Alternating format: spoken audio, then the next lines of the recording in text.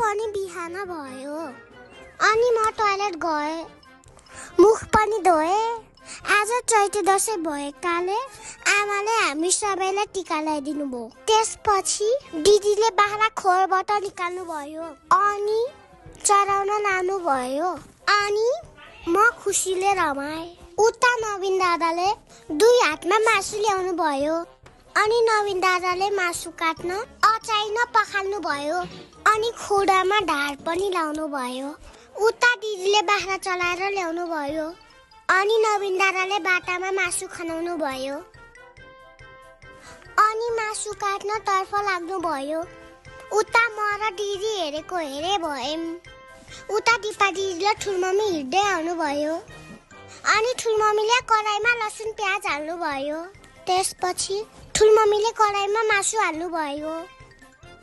मासु पाकेपछि आमाले भात पस्किनु थाल्नु भयो अनि मम्मीले मासु पनि हाल्दिनु भयो आज मासु भात गम गम खान्छु भनेर आफ्नो थाल लिएर आई मासु र भात कस्तो मिठो भयो आज त दाँत माझ्ने भनेर बुरुस पखाली बुरुसमा मन्जन पनि हाली अनि माझ्न थाली माझेर बुरुस पनि पखाली अनि मुख पनि धोई उता अरूहरू